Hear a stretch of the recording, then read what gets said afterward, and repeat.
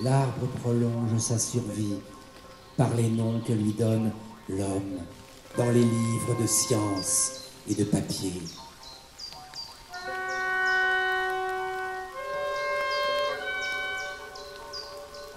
Il n'est que de la pipe que sort une fumée qui ne soit pas de bois.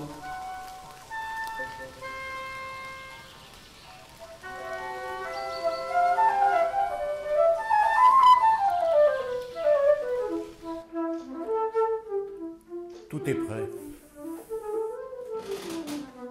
Canapé, bureau, ordinateur, étagère, livre, armoire. Tout est prêt. Ordinateur devant la fenêtre, canapé, 3 arbres, une villa, un voisin attentif à sa fenêtre. Rien, non, il ne voit rien. Laisse tomber, le voisin, pantalon, ne voit rien sous l'armoire, je me couche, le courrier, la moquette, jouet d'enfant, ça ne fait rien, à l'école, non. L'armoire, elle se penche, je ne sais pas, plein soleil, pourquoi moi, je ne sais pas. Une maison, un jardin, les voisins, un verre à demi plein, ne voit rien, le clavier silencieux, je ne peux, je ne fais ce que je peux, ce que je veux, j'allume de loin l'écran, le vent. Elle se couche sous un arbre, elle me touche, ça ne fait rien, les chaussettes, les voisins font le plein sur la cheminée, la moquette, une silhouette de travers, elle me regarde.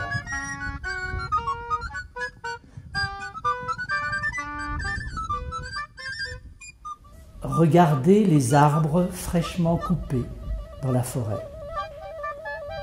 Après tous les désastres, ils sont étendus comme des morts, allongés les uns à côté des autres dans ce charnier, les lignes, vénules justes et carrées. Ne reste rien debout qu'un possible désespoir.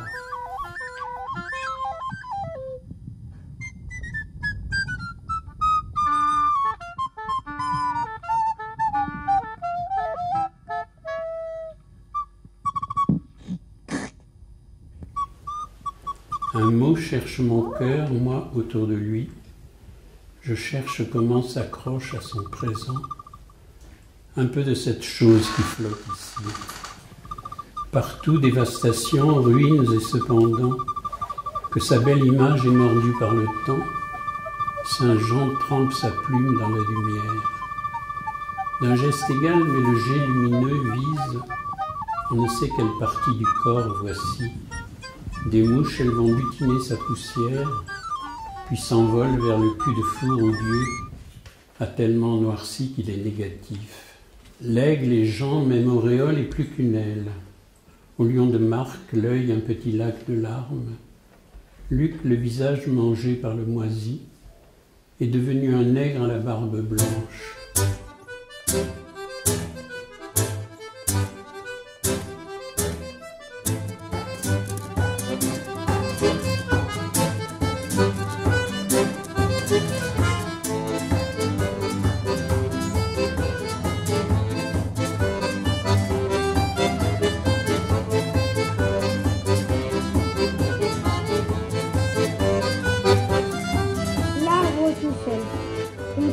Un arbre blanc, un arbre de pluie et de timbre.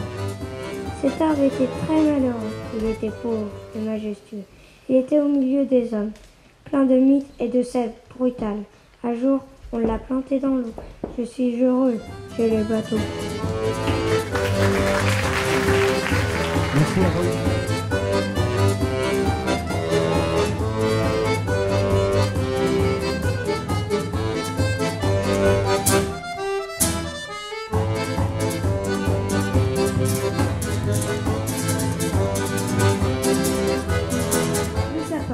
Il était une fois l'arbre, c'était un arbre centenaire, il vivait dans un grand jardin. Il pense qu'il est un arbre. On y trouvait un grand nid rond, on y trouvait un œuf en or. Cet arbre avait un grand cœur, recouvert de mousse marron. Son cœur était plein de sagesse, des insectes se promenaient. Un jour, la foudre le frappa, mais le sapin ne mourut pas.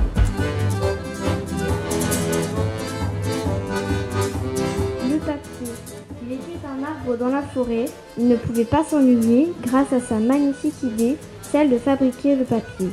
Pour le créer, il faut couper toutes ses branches pauvre poirier. Intensément déterminé, il fallait bien le couper pour produire du nouveau papier. Et son espoir est renfermé dans tous ses cahiers d'écolier. Bravo.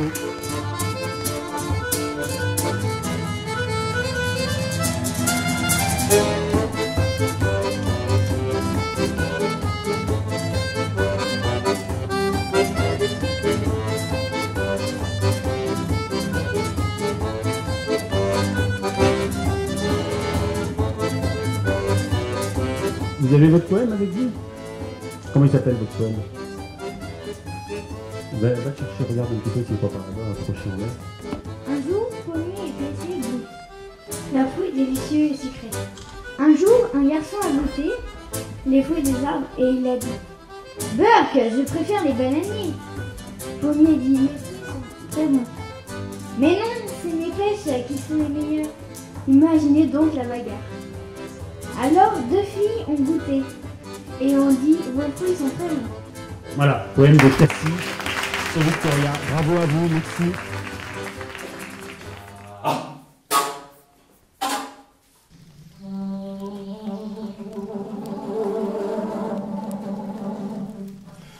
Tu aurais rendu service à la littérature, mon père, si tu avais répondu à mes lettres d'enfant. Je n'aurais pas écrit.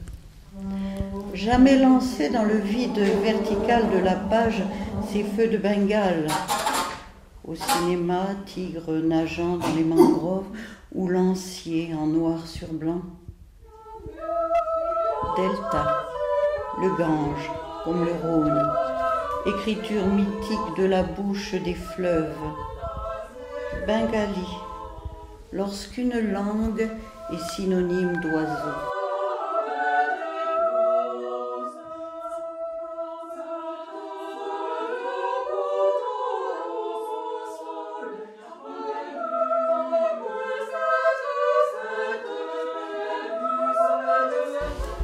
Alors ça se passe en Afrique, parce que vu les girafes qui sont malades, et c'est sur des arbres qui sont des acacias, des vrais acacias botaniquement. Vous avez des fourmis, c'est en vitesse réelle, hein, des fourmis qui butinent du nectar, qui perdent et qui, vous voyez, perdent très très vite sur les parties vertes de l'arbre. Et les fourmis s'intéressent à ces renflements, elles les coupent, elles les emmêlent, ils sont gonflés de sucre et de matière grasse. Mais elles ne les mangent pas, elles sont purement nectarivores. Ça ne pourrait même pas rentrer dans leur bouche. Elles les emmènent dans ces grandes épines qui sont creuses et où elles ont ménagé une entrée et où elles ont disposé les œufs et surtout leurs larves. Et en fait, c'est l'aliment premier âge. Interrogeons-nous sur l'intérêt pour la plante d'investir autant d'énergie à la fois à nourrir des fourmis à tous les âges et puis aussi à bâtir ces énormes structures protectrices. Et donc, ces fourmis qui patrouillent absolument partout sur l'arbre vont défendre ces ressources.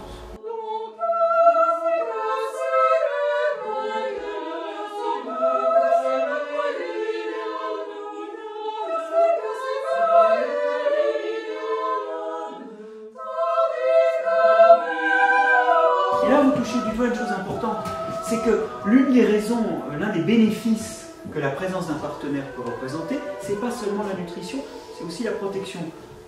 Protection des larves de fourmis, protection de l'arbre par les fourmis. Il n'y a pas que la nourriture.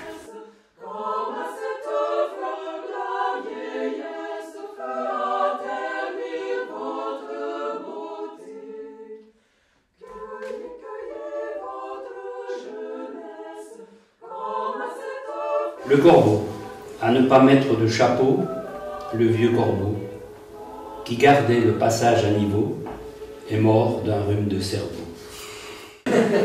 Dans le désert, chaque fois qu'un dromadaire, dans le désert, trouve un chapeau, même ordinaire, on chante une courte prière pour son dernier propriétaire.